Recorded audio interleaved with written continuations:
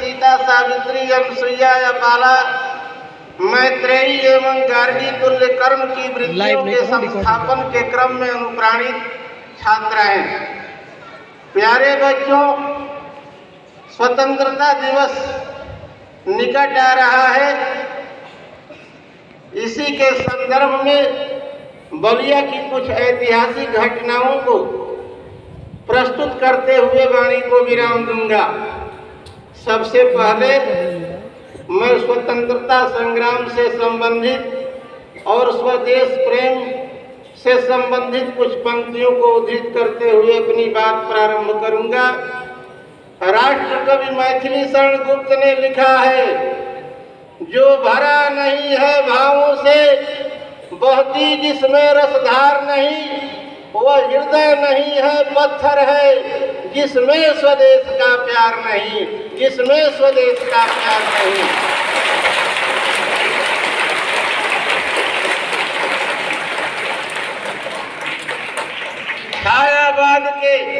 छायावाद के युग प्रवर्तक महाकवि जयशंकर प्रसाद जी ने लिखा है। उन्होंने लिखा है कि हिमाद्रि तुंग श्रृंग से प्रबुद्ध शुद्ध भारती, स्वयं प्रभा समुज्ज्वला स्वतंत्रता पुकारती। अमर्त्य वीर पुत्र हो, दृढ़ प्रतिज्ञ सोच लो, प्रशस्त पुण्य पंथ है, बढ़े चलो बढ़े चलो।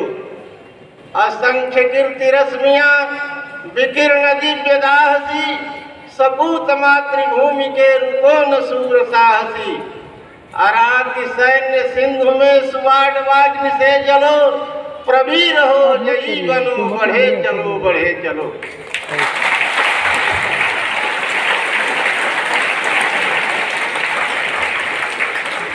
अब मैं अपनी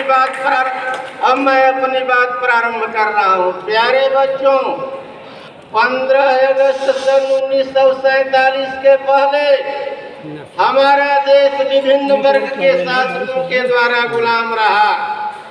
लेकिन यह सत्य है कि जो शिशिर और हेमंत की बर्फीली आंधियों को सहन करता है, वही कभी बसंत की स्वर्णिम बहार भी देखता है।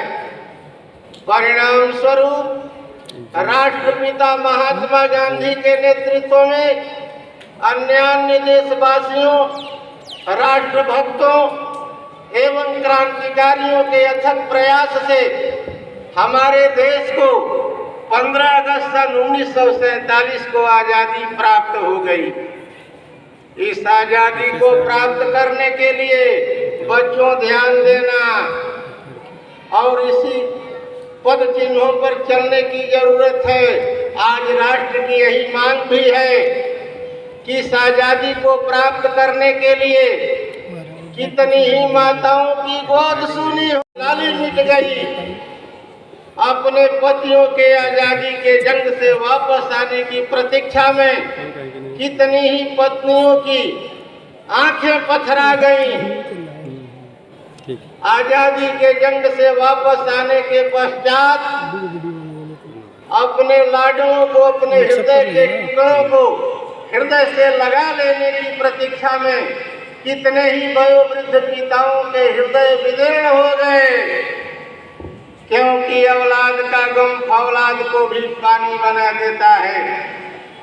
स्वाधीनता आंदोलन के संदर्भ में बोलने के लिए समय कम पड़ जाएगा, अतः स्वाधीनता आंदोलन के संदर्भ में बलिया की कुछ ऐतिहासिक घटनाओं को उद्धृत करते हुए वाणी को विराम देने जा रहा हूँ।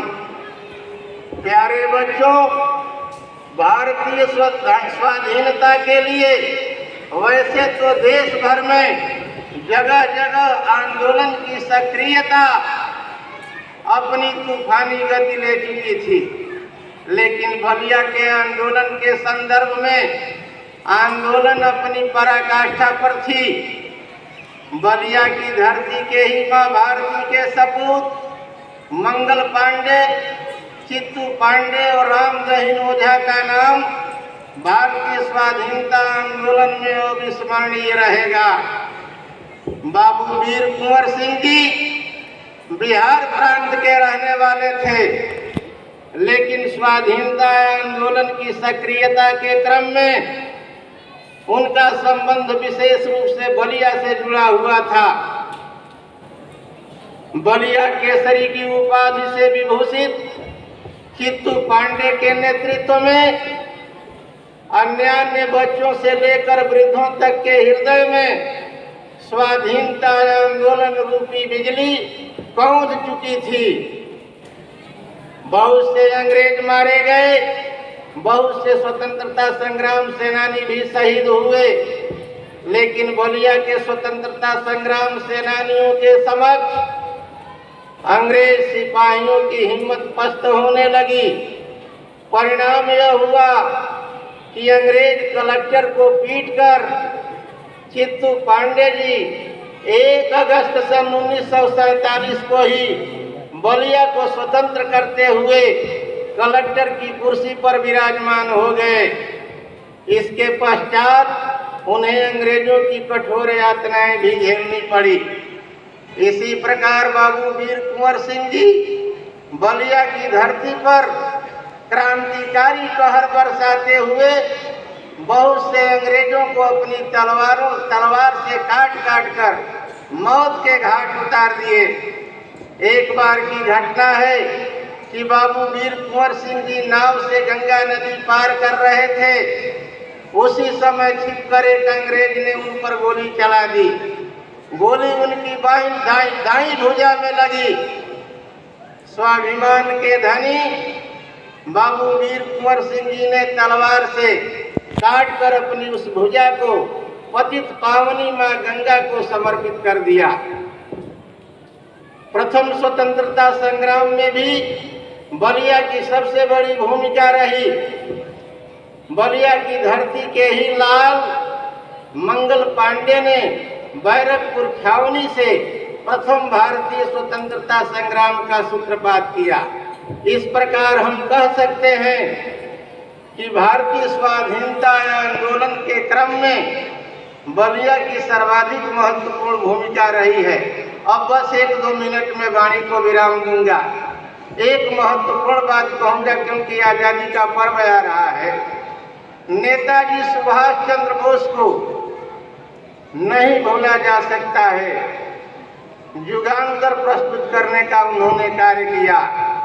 एक बार उन्होंने हिटलर से पूछ दिया, जर्मनी का जो तानाशाह था, बताओ हिटलर, यदि तुम्हारे पैदा होने की स्थिति जर्मनी में नहीं बनी होती तो कहाँ पैदा होना पसंद करते? कहा कि रूस में। यदि रूस में नहीं स्थिति बनती तो कहाँ पैदा होना पसंद करते? कहा कि अमेरिका में।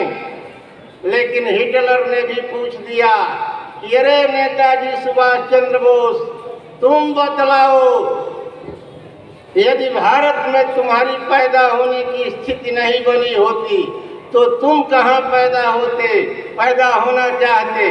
बच्चों ध्यान देना, दिमाग में बैठा लेना।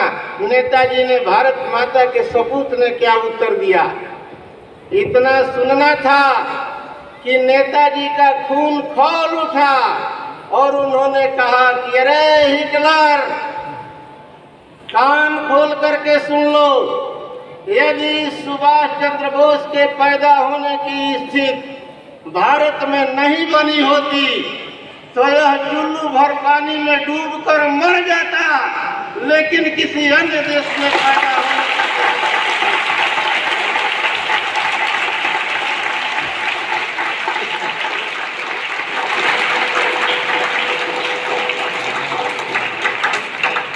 ऐसा महान विश्व गुरु देश भारत है जिसके हम लोग नागरिक हैं।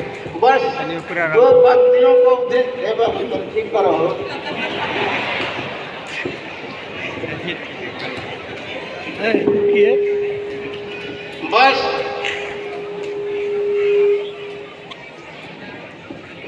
बस 1 मिनट 2 मिनट।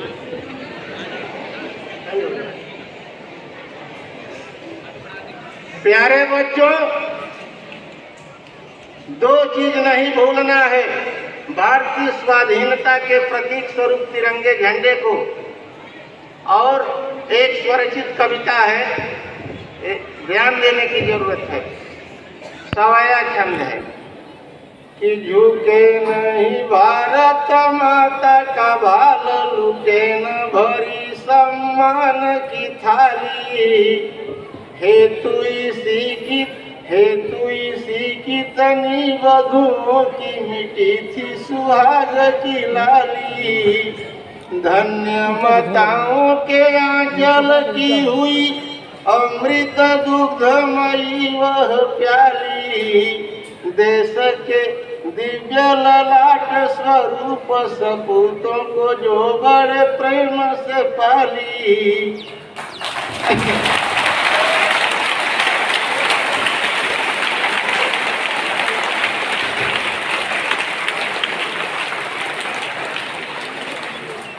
और प्यारे मेरे लाडलों, भारत माता के सपूतों, भावी कर्णधारों, तिरंगा का मतलब क्या है जरा ध्यान से सुनो और उसके बाद मैं वाणी को विराम दे दूंगा। तिरंगा प्यारा गगन लहराए, हवा में फहराए, ये भारत माँ की शान है। इसके साये में समाया हिंदुस्तान है। लहराए, हवा में फहराए, ये भारत माँ की शान है। इसके साये में समाया हिंदुस्तान है।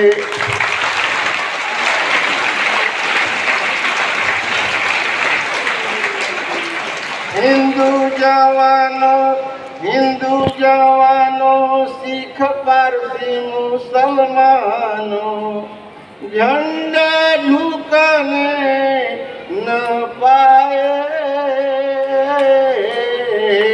लाख मुसीबत चाहे कोई करे भी, शान न झुकाने भी पाए।